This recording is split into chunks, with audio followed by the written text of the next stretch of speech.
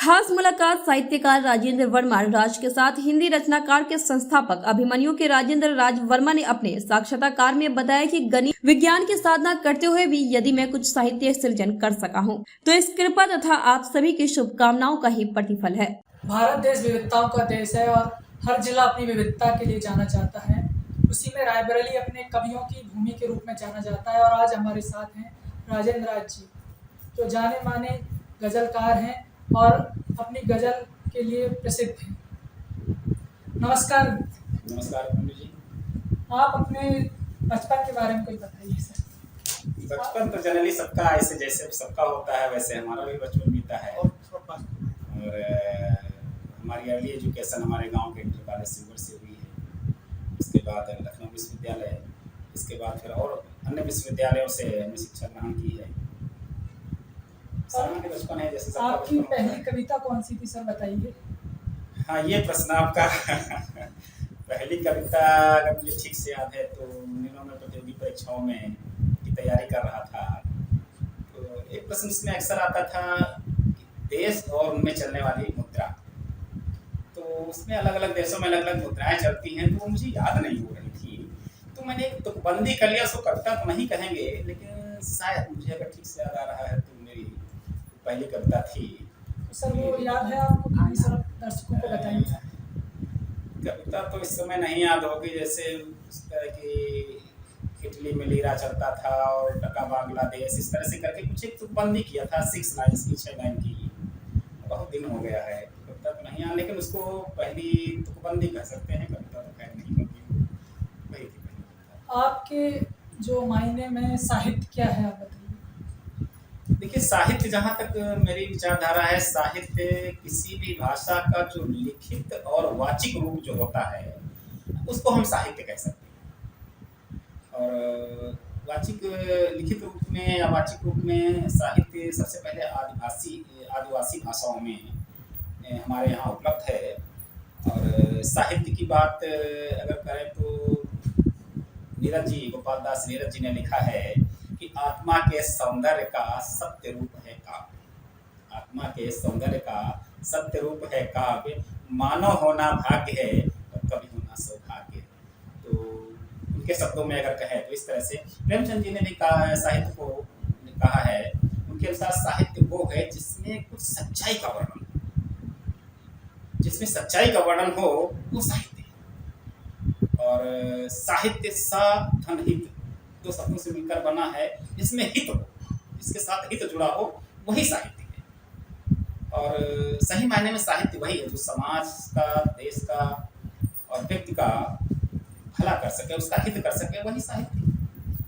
राजेंद्र राज जी ने बताया कि साहित्य हितकर भी होना चाहिए और प्रियकर भी होना चाहिए। और इस साहित्य को जो सरस्वती जी, जिसको माना जाता है कि सभी लोग उनकी कृपा से साहित्य को प्राप्त कर पाते हैं, ये ब्रह्मलोक में रहती है। और ब्रह्मलोक से लेके इस पृथ्वी लोक में आने में बहुत श्रम लगता है, और ये शक्ति जो पाता है वो साहित्यकार बुलाता है। तो इसमें साहित्यकार को एक विशेष कृपा होती है सरस्वती जी की। तो हम आगे जानते हैं, प्रश्नों में आगे बढ़ते हैं। आप बताइए कि साहित्य से रोजगार की बहुत समस्या रही है और साहित्य से लोग रोटी नहीं खा पाते हैं, तो इस बारे में कुछ बताइए सर। हाँ, जहाँ तक मेरा अपना मानना है कि हमने साहित्य को, हमने ईश्वर से यही प्रार्थना किया कि हमें साहित्य की रोटी न खाना पड़े। और कोशिश ये करता हूँ कि साहित्य जो मेरा है वो लोगों के, देश के, समाज के हित के लिए हो। और जहाँ तक साहित्य से रोजगार की बात है और हिंदी साहित्य से रोजगार की बात है, तो आपको मैं बताऊँ कि आजकल तमाम टीवी चैनल्स, अखबार, पत्रिकाएं, इनमें सब में हिंदी की जो हैं, इनमें तमाम रोजगार के अवसर हैं। और तमाम अपनी जो विदेशी मंच हैं, यूट्यूब से लेकर के ट्विटर तक, और ये सब कई चैनल्स हैं जिन्होंने हिंदी भाषा को में अपने को परिवर्तित किया है। और हिंदी भाषा विश्व में बोली जाने वाली दूसरी सबसे बड़ी भाषा है। 55 करोड़ से अधिक लोग इसको बोलते हैं। और जहाँ तक समझने की बात है, लगभग 1 अरब से ज़्यादा लोग इसको समझते हैं। तो हिंदी से रोजगार में कोई कमी नहीं है। आप हिंदी के प्राध्यापक बन सकते हैं, अध्यापक बन सकते हैं, और हिंदी में अपना एक क्रिएटिव राइटिंग जिसको कहते हैं वो कर सकते हैं। रेडियो एक बहुत अच्छा मंच है। रेडियो जॉकी जिसको आरजे कहते हैं बोलचाल की भाषा में, अमीन सयानी का नाम आपने सुना होगा, उनकी दिलकश आवाज़ सबको याद होगी। और आजकल अगर रेडियो जॉकी की बात की जाए, आरजे नवेद जी हैं, तो ये सब हिंदी के अच्छे ज्ञाता हैं। आपको हिंदी अच्छी बोलनी आती हो, हिंदी समझनी आती हो, तो आपको रोजगार की कमी नहीं है, हिंदी से आप रोजगार पा सकते हैं। राजेंद्र राज जी ने बताया कि हिंदी से रोजगार पाने में कोई समस्या नहीं है। अगर आपकी भाषा पर पकड़ है तो आप जरूर उससे रोटी खा सकते हैं। और अगला सवाल हमारा ये है कि आप समाज में जो साहित्य के प्रति कुछ दुर्भावनाएं भी आई हैं, उसके बारे में कुछ प्रकाश करेंगे। हाँ, साहित्य का क्षरण भी हुआ है। ये सही बात है कि साहित्य के मंचों पर आजकल एक नई प्रथा चल गई है। आपने भी देखा होगा कि एक फारसी में कहावत है, मन तुरा हाजी बगोयन तू मरा हाजी बगो, अर्थात मैं तुझे हाजी कहूँ और तुम मुझे हाजी कहो। इस प्रकार से साहित्य को लेकर के लोग जो है अनायास एक प्रतिस्पर्धा जैसी हो गई है कि किसका साहित्य अच्छा है, इनका अच्छा है, उनका अच्छा है। बस वही बात चलती है कि तेरी कमीज मेरी कमीज से ज़्यादा सफ़ेद है। ऐसा साहित्य में होना नहीं चाहिए, इसकी जगह साहित्य में नहीं होना चाहिए। साहित्य में प्रतियोगिता कहीं है ही नहीं। साहित्य तो सर्वजन हिताय सर्वजन सुखाय के लिए बना हुआ है। और तुलसीदास जी ने भी लिखा है, अपना साहित्य सभी को अच्छा लगता है, लेकिन दूसरे जब उसको अच्छा करें तब उसकी ग्राह्यता बढ़ती है समाज में। तुलसीदास जी ने लिखा है कि निज कवित्व के लाग मीका सरस हो अथवा अति फीका। यानी अपना कवित्व सबको अच्छा लगता है, दूसरे का कवित्व अच्छा लगना चाहिए। तो इस तरह से लोग प्रतिस्पर्धा जब करने लगते हैं तो साहित्य की जो एक क्वालिटी है वो गिर जाती है, और ऐसा नहीं होना चाहिए साहित्य के क्षेत्र में, हमारा जहाँ तक मानना है।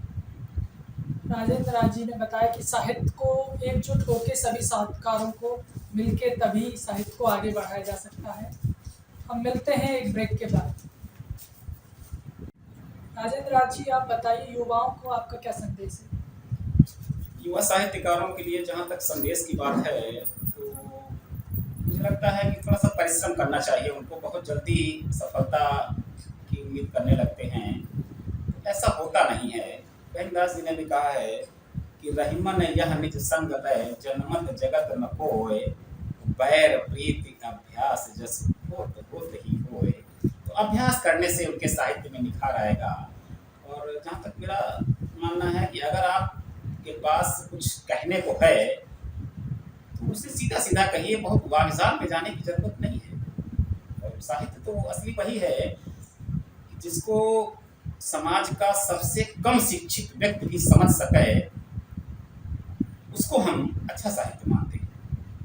बाकी साहित्य को मापने का कोई पैमाना नहीं है, क्योंकि इतना विराट और इतना सूक्ष्म है कि इसकी लोकप्रियता को या इसकी अच्छाई को मापने का कोई ऐसा पैमाना बना नहीं है। हाँ, इसकी ग्राह्यता जितनी होगी समाज में, जिस समय साहित्य की जितनी ग्राह्यता होगी, उस साहित्य उतना अच्छा माना जाता है। तो युवाओं से हमारा यही अनुरोध है कि वो बहुत जल्दी प्रसिद्धि पाने के लिए साहित्य में उतावले ना हो।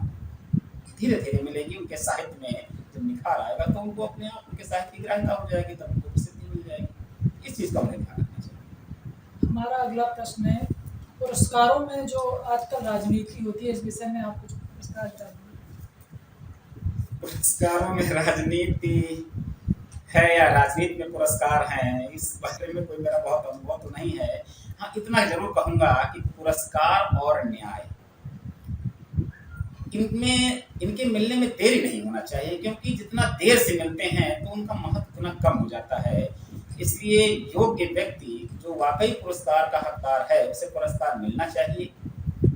और कई बार होता है लोग जोड़ तोड़ करके पुरस्कार पाने की होड़ में आ जाते हैं। ये साहित्य में बहुत अच्छी प्रथा नहीं है।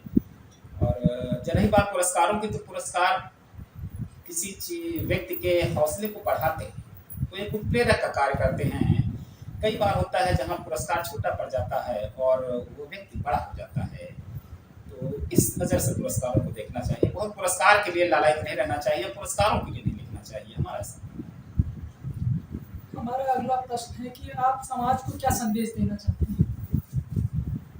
समाज को संदेश तो क्या देना चाहते हैं, एक अनुरोध करना चाहते हैं समाज से।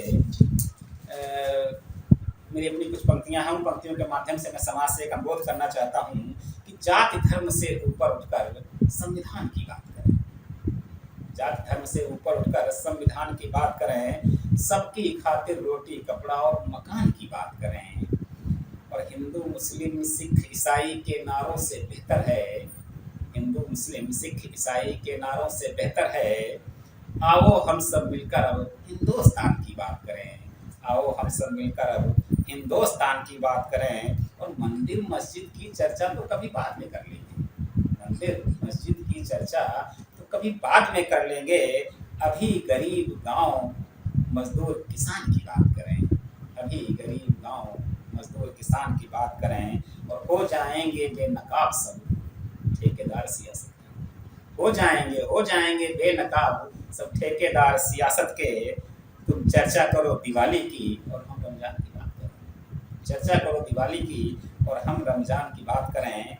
दंगे और फसादों से तो बात नहीं बनती है राज, दंगे और फसादों से तो बात नहीं बनती है राज। अगर समस्या है तो उसके समाधान की बात करें, अगर समस्या है तो उसके समाधान की बात करें।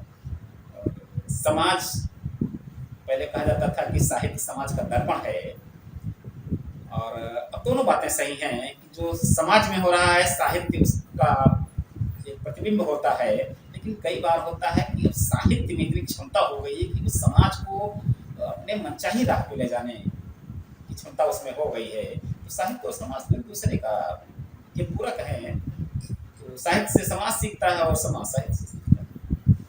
हमारा अंतिम प्रश्न और दर्शकों के द्वारा एक पूछा गया आपके लिए कि पहले के साहित्यकार जो थे वो कई भाषाओं में अनुवाद करते थे, मराठी में भी करते थे, भोजपुरी में भी करते थे, पंजाबी में भी करते थे और अन्य भाषाओं में करते थे। लेकिन आजकल के जो साहित्यकार हैं वो एक या दो भाषाओं तक ही सीमित हो जाते हैं। तो इस विषय में आप कुछ विकास करें। देखिए, भाषा की बाध्यता तो कोई नहीं होती है, लेकिन हर व्यक्ति हर भाषा को जान ले ऐसा संभव भी नहीं होता है। हर व्यक्ति की अपनी अपनी सीमाएँ होती हैं। लेकिन साहित्य, अब जैसे हमने कहा कि हिंदी विश्व में बोली जाने वाली दूसरी भाषा है, तो जाहिर सी बात है कि हिंदी का जो साहित्य होगा वो ज़्यादा उसकी पहुंच होगी बजाय कि संस्कृत के साहित्य की या किसी और भाषा के साहित्य की। और साहित्य का अनुवाद अगर कई भाषाओं में हो जाता है, जाहिर सी बात है उसकी ग्राह्यता बढ़ेगी, उसका क्षेत्र बढ़ेगा। लेकिन कई बार ऐसा संभव हो नहीं पाता है कि कोई एक साहित्यकार अपने साहित्य को कई भाषाओं में लिखे, तो ऐसा मुमकिन हो नहीं पाता है। हाँ, उसका दूसरे लोग अनुवाद कर लेते हैं या हो जाता है, तो उसकी पहुंच बढ़ जाती है। हिंदी भाषी राज्यों में बोलियों का बड़ा महत्व है, इस बोलियों के बारे में कुछ बताएं। वैसा कहा जाता है कि कोस कोस पर पानी बदले और 4 कोस पे पानी।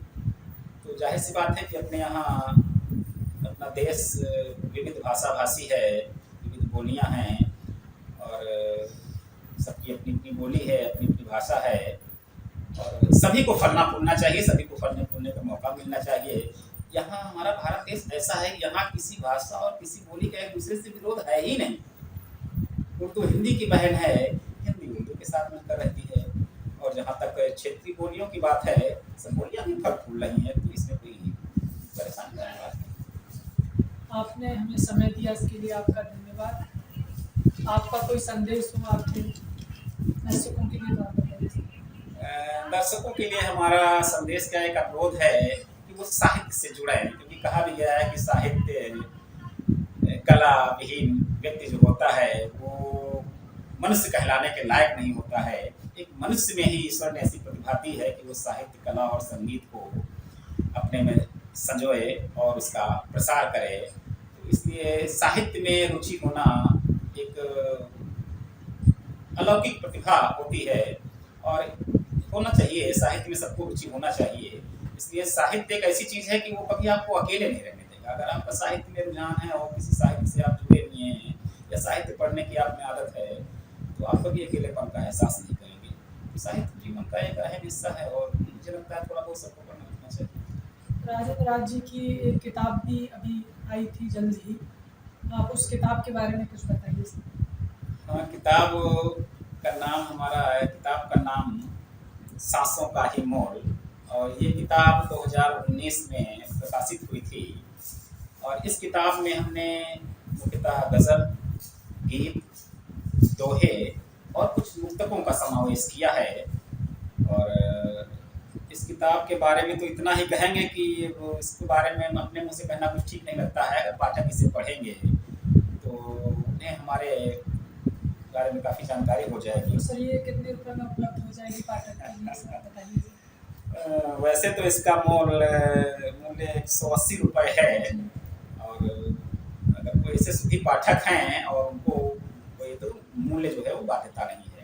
और सर ये आपसे कैसे मंगा सकते हैं, कैसे प्राप्त कर अब सकते अभी इस बारे में मैंने कुछ सोचा तो नहीं है। प्रकाशित हो गई हैं, अपने इष्ट मित्रों को और जो हमारे साहित्य के प्रेमी जो जानने वाले लोग हैं उन सब तक हमने जहाँ पहुँचाना था पहुँचा दिया है। बाकी ऐसा कुछ अभी इसका व्यापार के बारे में सब सोचा नहीं है। तो सर ने राजेंद्र राज जी ने बताया, अगर आपको इस पुस्तक को खरीदना है तो डिस्क्रिप्शन बॉक्स में राजेंद्र राज जी का नंबर दिया रहेगा, आप उनसे संपर्क कर सकते हैं और इस पुस्तक को प्राप्त कर सकते हैं। नमस्कार।